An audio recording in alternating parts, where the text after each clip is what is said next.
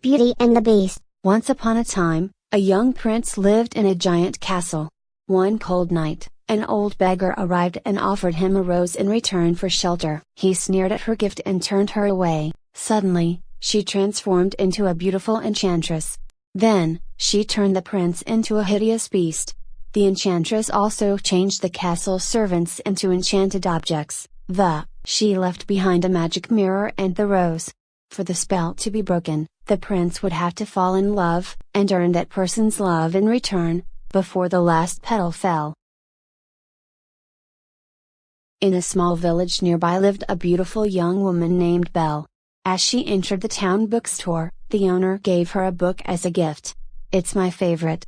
Far Off Places, Daring Sword Fights, Magic Spells, A Prince in Disguise. Oh, thank you very much.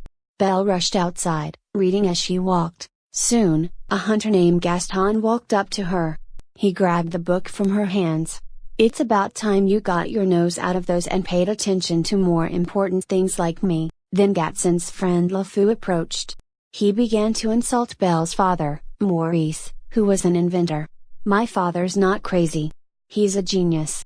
When Belle got home, she told her father that the townspeople were making fun of him.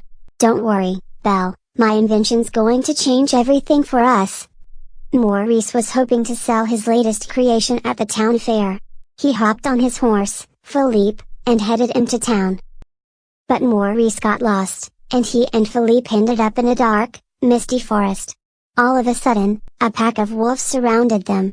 Philippe reared and ran away, terrified. Maurice raced through the forest, with the wolves right behind him. When he reached a tall gate, he opened it and dashed inside. Belle's father looked up and saw a huge castle. He walked up to the front door and knocked. Hello? I've lost my horse, and I need a place to stay for the night. Maurice looked down to see a clock and a candelabrum staring up at him. This is impossible. Why? You're alive. Back in the village, Maurice ran into a tavern. Please. I need your help. A horrible beast has Belle locked in a dungeon. The crowd laughed, convinced that he was crazy. But Maurice's wild story gave Gaston an idea. As more time passed, Belle and the beast became good friends. One day, she watched as he tried to feed some tiny birds. She realized that he was kind and gentle, despite his gruff appearance. Seconds later, the beast sprang into the air.